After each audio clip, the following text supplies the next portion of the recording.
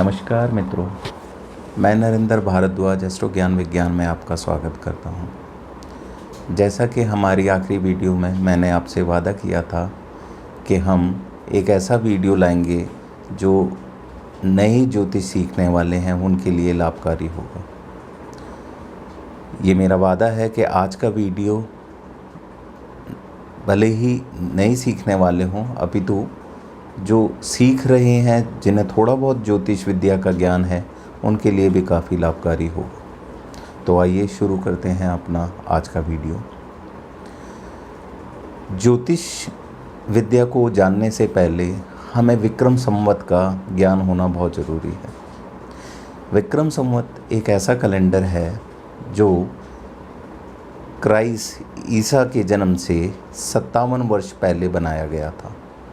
राजा विक्रमादित्य के ने बनाया था, तो इसीलिए उन्हीं के नाम से ये रखा गया है विक्रम। तो ईसा का जन्म 2021 वर्ष पहले हुआ, तो हम ये मान के चलें कि आज का विक्रम संवत में 2021 में अगर 57 वर्ष जोड़ दें तो 2078 के लगभग आता है। वो आज का इस वर्ष का विक्रम संवत कैलेंडर होगा। विक्रम संवत के कुछ महीने होते हैं, उसकी हम चर्चा आगे करेंगे। अब आगे बढ़ते हैं। अब हम आते हैं अहोरा पर। अहोरा का मतलब है दिन और रात। अहो मतलब दिन, रा मतलब रात। एक अहोरा जो है वो करीबन 24 घंटे या एक दिन रात के बराबर होता है। तो 24 होरा को हम ये मान के चलें कि 24 होरा इज़ इक्वल टू 24 आवर्स, क्योंकि होरा से ही बाद में आवर्स बना है। अब ये 24 होरा को हम एक यूनिट होता है जो ज्योतिष में जनरली यूज़ करते हैं, उसका नाम है दंड। दंड को हम घटिका भी कहते हैं। तो ये 24 होरा 60 दंड के बराबर होता है, यानी 60 घटिका के बराबर होता है। अब ये एक दंड जो है वो फर्दर डिवाइड होता है 60 में, पला और विघटिका में। तो जिस तरह दंड और घटिका एक ही बात है, उसी तरह पला और विघटिका एक ही बात है।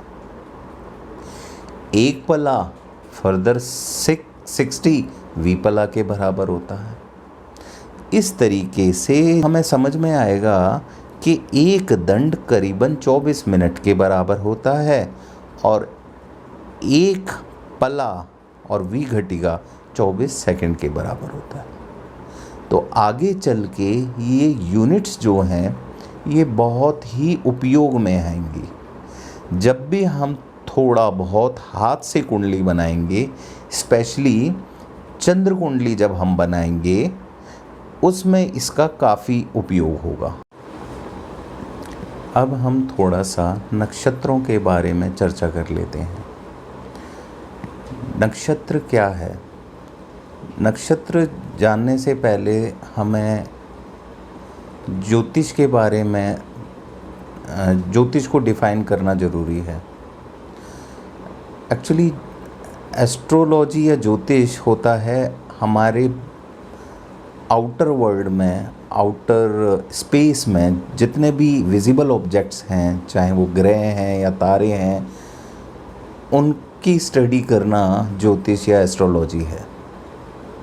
इनको हम सेलेस्टियल बॉडी बोलते हैं। इसमें गैलेक्सीज़ आते हैं, जितने भी यूनिवर्स में विजिबल ऑब्जेक्ट्स हैं वो सब आते हैं। लेकिन हम ज्योतिष में नक्षत्र, ग्रह, इनके बारे में ज़्यादा पढ़ते हैं और इन्हीं के अफेक्ट्स के बारे में चर्चा करते हैं। इनमें से ग्रह भी एक इम्पॉर्टेंट पार्ट है, उसी तरीके से नक्षत्र भी एक इम्पॉर्टेंट पार्ट है। यहाँ मैं एक छोटी सी आपको एक जानकारी ज़रूर देना चाहूँगा कि अगर हम ये मान लें कि हमारा पूरा आउटर स्पेस एक गोला है, तो ये जितनी भी हमारी कुंडली की 12 राशियां हैं उस गोले पर समाई हुई हैं, या यूं कहें कि ये 12 राशियां गोला बना के हमें घेरे हुए हैं। और इन 12 राशियों में 5 प्रमुख प्लैनेट्स हैं जो कि जिनकी 2-2 राशियां हैं, और 2 प्लैनेट ऐसे हैं जिसमें सूर्य और चंद्र हैं जिनकी सिर्फ 1-1 राशि है। अब 5 प्लैनेट कौन से हैं जिनकी 2-2 राशियां हैं? वो हैं मंगल, बुध, बृहस्पति, शुक्र और शनि। तो इनके बारे में हम बाद में चर्चा करेंगे। अभी हम नक्षत्रों के बारे में जानते हैं। नक्षत्र, जैसा मैंने बताया, तारे हैं। 27 नक्षत्र के करीब हम ज्योतिष में पढ़ते हैं। हर नक्षत्र के अपने अपने पद होते हैं। हर नक्षत्र के करीबन 4 पद होते हैं।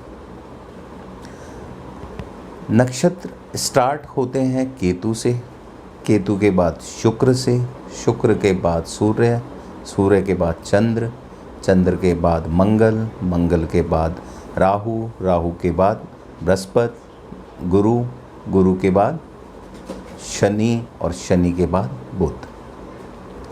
फिर अगेन केतु से, शुक्र से, ऐसे ये ऑर्डर चलता है। तो मैं भी इसी ऑर्डर में स्टार्ट करूँगा।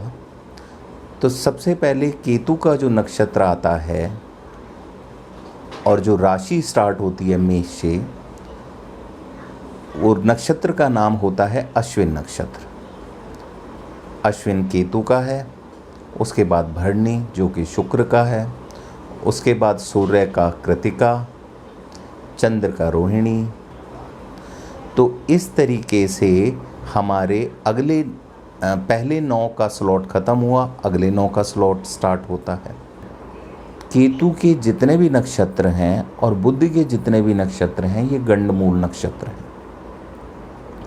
ये वो नक्षत्र होते हैं जब 9 का स्लॉट ख़त्म होता है और अगला स्लॉट स्टार्ट होता है, तो केतु से स्टार्ट होता है और देखेंगे आप बुध से ख़त्म होता है।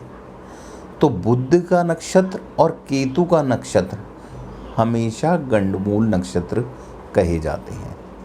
अब जैसा कि हमने पहले शुरू में चर्चा करी कि विक्रम संवत कैलेंडर जो है उसकी एक विशेष इम्पोर्टेंस है।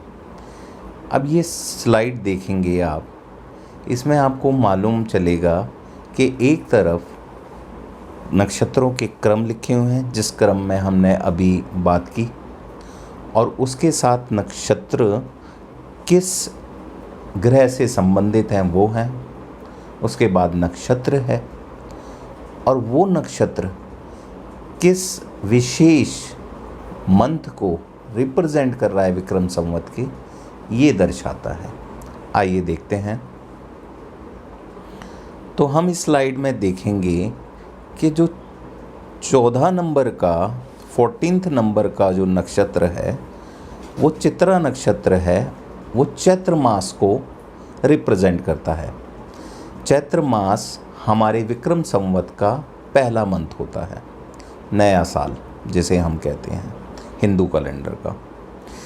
ये लगभग 21 मार्च के आसपास स्टार्ट होता है। उसके बाद आप देखेंगे नक्षत्र नंबर 16, वो विशाखा नक्षत्र है।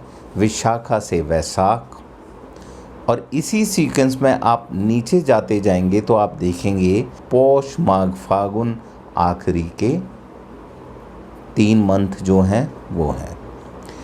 इसके साथ ही इनका स्टार्टिंग मंथ लिखा हुआ है। अगले स्टार्टिंग मंथ से एक दिन पहले का अंतिम दिन होगा उस महीने का। जैसे चैत्र स्टार्ट हुआ 21 मार्च को, तो करीबन 19 अप्रैल को वो समाप्त हो गया। ये हर साल ऊपर नीचे होते रहते हैं। चंद्र की गति को देखते हुए इसमें थोड़ा बहुत बदलाव होता रहता है। चंद्र की गति जो होती है वो करीबन 800वीं कला होती है।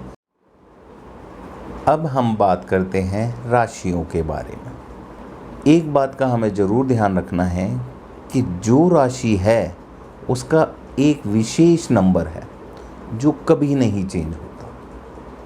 स्टार्ट होती हैं ये मेष से। मेष का हमेशा 1 रहेगा, कभी भी 2 या 12 नहीं होगा। हमेशा 1 जब भी आएगा इसका मतलब ये है कि हम ये समझ लेंगे कि ये मेष राशि है। अगर राशियों के नंबर चेंज हो रहे होते तो फिर तो बड़ा मुश्किल हो जाता कुंडलियों को चेक करना। ये कुंडली चार्ट है जहां हमने 1, 2, 3, 4, 5, 6 से लेकर 12 तक सेपरेटली नंबर दे रखे हैं, वो हमारे भाव हैं। जिस तरह 12 राशियां हैं उसी तरह 12 भाव हैं। राशियों के नंबर भले ही चेंज ना हो, राशियों के स्थान हमेशा चेंज हो सकते हैं, लेकिन भाव हमेशा वैसे का वैसा ही रहता है। भाव इस तरीके से आप समझ सकते हैं कि भाव एक तरह का एक सिटी है और राशि एक तरह की उस सिटी में मेहमान। जैसे R1 राशि है, 1 यानी कि मेष, R2 यानी कि वृष, R3 यानी कि मिथुन, R4 यानी कि कर्क, इस तरीके से मीन तक। पहले राशि थी R1 यानी मेष, अब R5 है। R5 से मतलब होता है सिंह राशि। अब ये जो है पहला भाव जो है वो R5 ने कैप्चर कर रखा है, इसका मतलब ये सिंह राशि है। तो इस तरीके से हम राशियों को डिफाइन करते हैं। हमेशा जिसकी भी लगन राशि होगी वो नंबर 1 पे स्पॉट होगी। अब हमने राशियों के बारे में तो जाना, अब थोड़ी सी गणित की राशियों के बारे में भी बात कर लेते हैं। जैसा कि हमने दिन का डिवीज़न करा दंड, पला, विपला में, इसी तरीके से जो राशियां होती हैं उनका भी 3 टाइप का डिवीज़न होता है। एक राशि करीबन 30 अंश की होती है, यानी 30 डिग्री की। 12 राशियां होती हैं तो 30 अंश इंटू 12 यानी 360 डिग्री। 360 यानी कि एक पूरा सर्कल। जैसा कि मैंने बताया था कि अगर हमारा आउटर स्पेस एक सर्कल है तो हर सर्कल का टोटल डिग्री होता है 360। तो ये 12 राशियां पर राशि 30 डिग्री के हिसाब से 360 डिग्री होगी। अब एक राशि क्योंकि 30 डिग्री की है उसका फर्दर डिवीज़न होता है कला में। तो 1 डिग्री इज़ इक्वल टू 60 कला। कला को हम इंग्लिश में मिनट्स बोलते हैं। ये हमारा टाइम और सेकंड वाला मिनट नहीं है, ये लैटिट्यूड और लॉन्गिट्यूड वाले मिनट और सेकंड की बात कर रहे हैं हम। तो 1 डिग्री इज़ इक्वल टू 60 कला यानी कि मिनट्स, और 1 कला को फर्दर हम डिवाइड करते हैं 60वीं कला में, जिसका मतलब होता है सेकंड। जिस तरीके से गणित का विशेष स्थान है ज्योतिष में, उसी तरीके से भूगोल शास्त्र का भी बहुत ही विशेष स्थान है। तो थोड़ी बहुत ज्योग्राफी, लॉन्गिट्यूड, लैटिट्यूड, इनके बारे में भी हमें पता होना चाहिए कि इक्वेटर क्या होता है, भूमध्य रेखा किसे कहते हैं, उसके पैरेलल कौन कौन से होते हैं, मेरिडियंस क्या होते हैं। तो इन सब की जानकारी भी होना बहुत ज़रूरी है।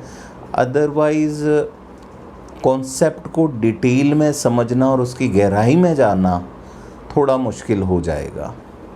और आगे जैसे जैसे कॉन्सेप्ट बढ़ेंगे जैसे जैसे हम हाथों से कुंडली बनाना या और डिटेल में कुछ कॉन्सेप्ट्स पढ़ेंगे तो उसे समझने में हमें काफ़ी दिक्कत होगी।